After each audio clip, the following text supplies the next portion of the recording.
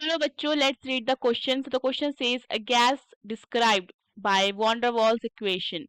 Option A behaves similar to an ideal gas in the limit of large molar volumes. Option B behaves similar to an ideal gas in the limit of large pressures. Option C is characterized by van der Waals coefficients that are dependent on the identity of the gas but are independent of the temperature. Option D has the pressure that is lower than the pressure exerted by the same gas behaving ideally. So the key concept is van der Waals equation. ठीक है. सो देखो van der Waals equation क्या होती है हमारी, P plus a n square upon V square multiply by V minus n b and this will be equal to n R T. तो जहाँ पे P क्या हो जाता है प्रेशर, V हो जाता है वॉल्यूम, R हो जाता है universal gas constant, T temperature, n number of moles and a and b are van der Waals constant. ठीक है. सो पहला क्या हमारा statement, option A behave similar to an ideal gas in the limit of large molar volumes. So देखो, in the limit of large volumes. ठीक है. देखो अगर वॉल्यूम क्या हो जाती है, ज्यादा हो जाती है, स्पेस ज्यादा हो जाएगा. ठीक है. Both inter molecular forces and molecular volume ये क्या हो जाती है, इज नेग्लिजिबल. दोनों नेग्लिजिबल हो जाएंगे.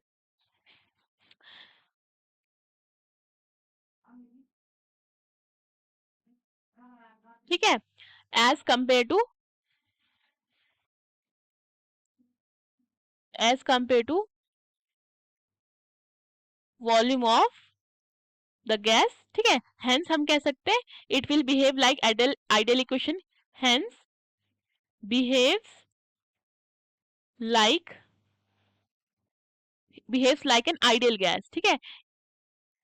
Behaves like an ideal gas. तो वॉल्यूम ज्यादा होने पे it will behave like an ideal gas. ठीक है. क्योंकि दोनों ही इंटरमॉलिक्यूलर फोर्सेस और मॉलिक्यूलर वॉल्यूम क्या है, खत्म हो जाएंगे, नेग्लिजिबल है. ठीक है.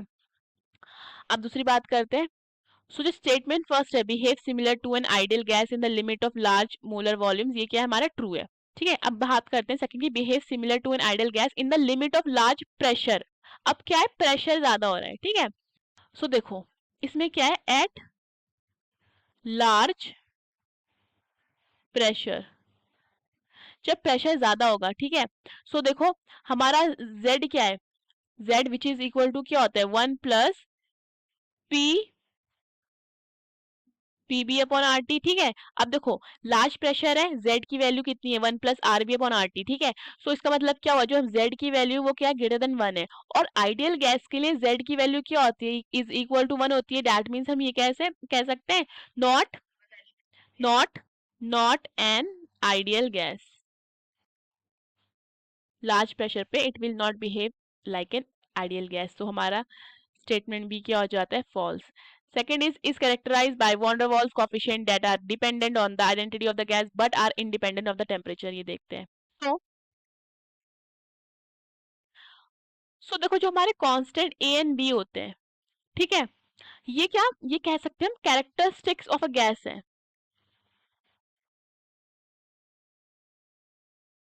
कैरेक्टरिस्टिक्स ऑफ ए गैस है. ठीक है. And they are independent of temperature, ये इंडिपेंडेंट ऑफ टेम्परेचर होते हैं. बिकॉज देखो ए क्या होता है हमारा, ए होता है हमारा average attraction of the molecules, b होता है हमारा volume occupied by gas particles. So they are independent of temperature. ठीक है. सो हमारा सी स्टेटमेंट भी क्या है, सही है. Then we have D has the pressure that is lower than the pressure exerted by the same gas behaving ideally. सो देखो हमें पता है कि आइडियल गैस के लिए z इज इक्वल टू 1 होता है, तो z यहाँ पे हमारा या तो ग्रेटर देन 1 होगा या फिर हमारा लेस देन 1 होगा। इन दोनों में से एक केस होगा। So hence we can say that real pressure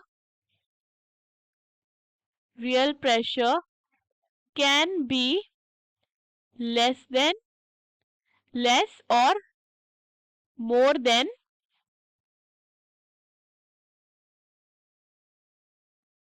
ideal gas pressure. ठीक है, सो ये हमारा क्या हो जाता है, ये भी हमारा फॉल्स हो जाता है। So the correct options are A and C. Hope you understood the question. Best of luck.